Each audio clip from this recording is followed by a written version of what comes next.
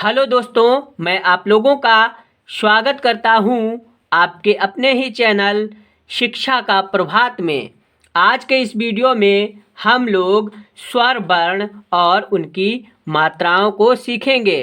पहले हम स्वर वर्ण आ से लेकर आह तक की मात्राओं को सीखेंगे। फिर हम उनकी मात्राओं को सीखने के बाद में उनके प्रयोग को सीखेंगे।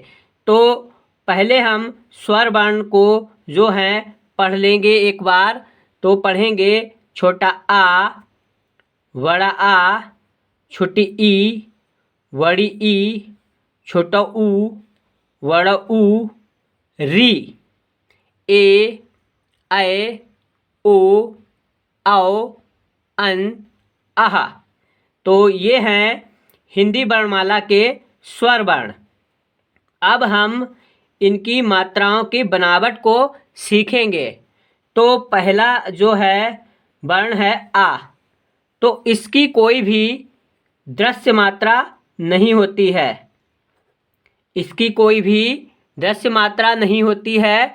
ये अदृश्य रूप में सभी व्यंजन वर्णों में रहता है। जैसे आप देखें कि ये है क। इसमें देखें आप हलंत लगा हुआ है, तो ये है आधा का। तो कुछ थोड़ी देर के लिए आवाज़ हो रही है क। अब इसमें आ जो है जुड़ा रहेगा, तो ये हो जाएगा का। इसी तरह देखें आप ख, और इसमें आ जो है आ की ध्वनि रहेगी, साथ में आ रहेगा, तो ये हो जाएगा खा। इसीलिए इसकी कोई दृश्य मात्रा नहीं होती है। ये अदृश्य रूप में सभी व्यंजन वर्णों में रहता है। अब हम बात करेंगे बड़ा आ की। तो बड़ा आ की मात्रा कुछ इस तरह होती है, आप लोग देखें। और ये जो है व्यंजन के दाईं ओर लगी रहती है। किधर? व्यंजन के दाईं ओर लगी रहती है। अब हम छोटी ई की मात्रा। तो छोटी ई की मात्रा आप देखें कुछ इस तरह लगी हुई होती है, और ये जो है व्यंजन के बाईं ओर रहती है। अब बड़ी ई की मात्रा कुछ इस तरह होती है, और ये जो है व्यंजन के दाईं ओर लगी हुई होती है। अब हम ऊ की मात्रा की बनावट देखें तो ऊ की मात्रा कुछ इस तरह होती है। छोटो ऊ की मात्रा कुछ इस तरह होती है, और ये जो है व्यंजन के नीचे लगी हुई होती है। इसी तरह बड़ो ऊ की मात्रा होती है, ये कुछ इस तरह होती है, और ये जो है व्यंजन के नीचे ये भी लगी हुई होती है। और री की मात्रा की बनावट कुछ इस तरह होती है। ये जो है इंग्लिश के अल्फ़ाबेट सी के रूप में होती है, कुछ सी की तरह दिखाई देती है। ये जो है री की मात्रा है। अब हम देखें ए की मात्रा। तो ए की मात्रा कुछ इस तरह होती है, और ये जो है व्यंजन के ऊपर लगी हुई होती है। इसी तरह ए की मात्रा कुछ इस तरह होती है, और ये भी व्यंजन के ऊपर लगी हुई होती है। और ओ की मात्रा, अब ओ की मात्रा कुछ इस तरह रहती है, और ये जो है व्यंजन के जो है दाईं ओर लगी हुई होती है। और औ की मात्रा ये भी व्यंजन के दाईं ओर लगी हुई होती है, और उसकी कुछ बनावट इस तरह होती है। अंग की मात्रा व्यंजन के ऊपर लगी हुई होती है, और उसकी बनावट कुछ इस तरह होती है। इसी तरह आह की मात्रा इस तरह होती है, और ये जो है व्यंजन के दाईं ओर लगी हुई होती है। स्वर वर्ण की आप लोगों ने मात्राओं की बनावटों को सीख लिया है। अब हम जो है इन मात्राओं का प्रयोग सीखेंगे व्यंजन वर्णों पर। तो आप भी हमारे साथ साथ देखें और सीखें। वीडियो को लास्ट तक ज़रूर देखें, जिससे आपको जो है आसानी से मात्राओं का ज्ञान हो जाए।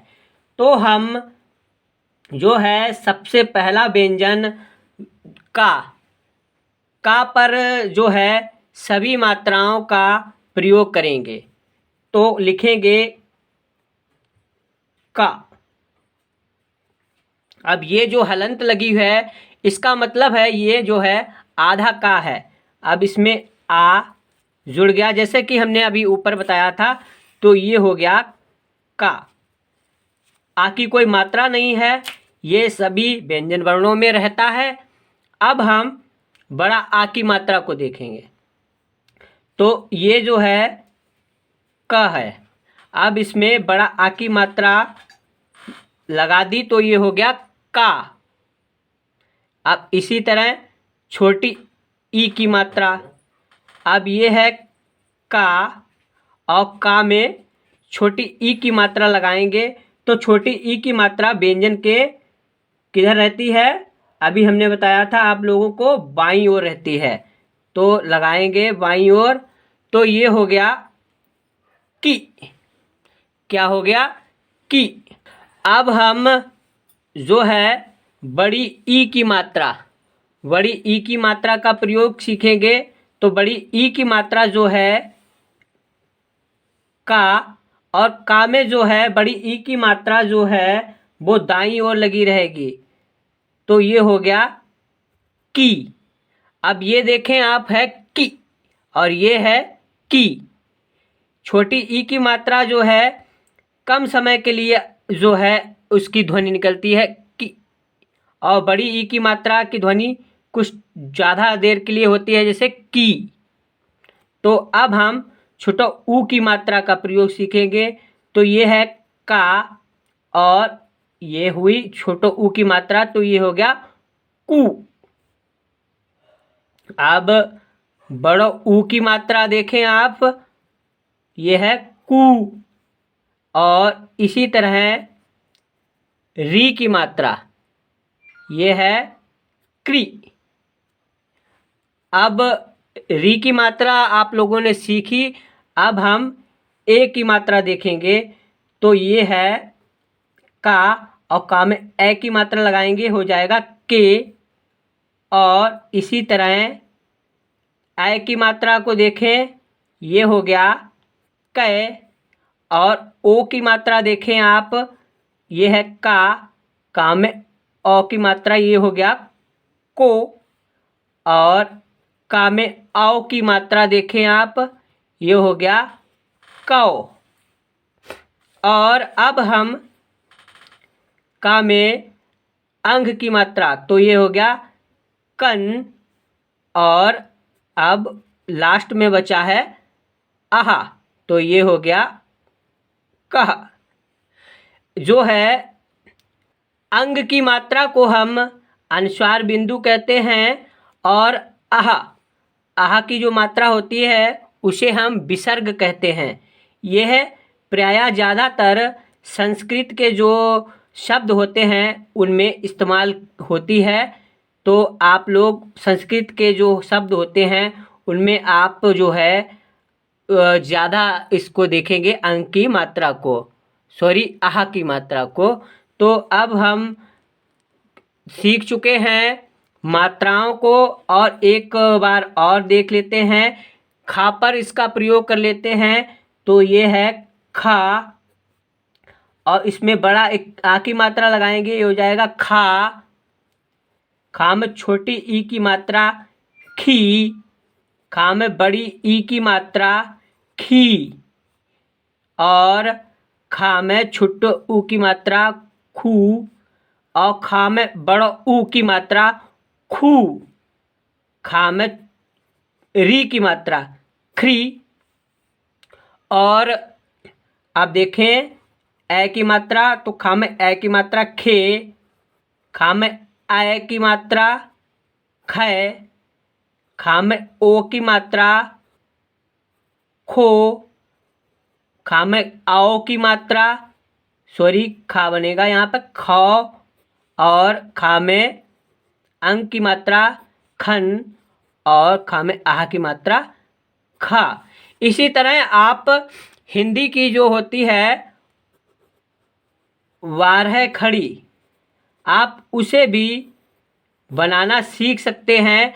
आप बस इसी तरह सभी व्यंजन वर्णों में मात्राओं को लगाते जाएंगे और आप 12 खड़ी भी आसानी से सीख जाएंगे। लेकिन 12 खड़ी में जो है री की मात्रा को हम लोग ज़्यादा तो नहीं जोड़ते हैं, इसीलिए ये होती है 12 खड़ी। जो है री की मात्रा को हम लोग उसमें नहीं गिनते हैं। तो दोस्तों आप लोगों को आसानी से समझ में आ गया होगा स्वर वर्ण और उनकी मात्राओं का प्रयोग करना। तो दोस्तों आप लोगों को वीडियो अच्छा लगा तो इस वीडियो को लाइक करें और हमारे चैनल शिक्षा का प्रभात को सब्सक्राइब कर लें।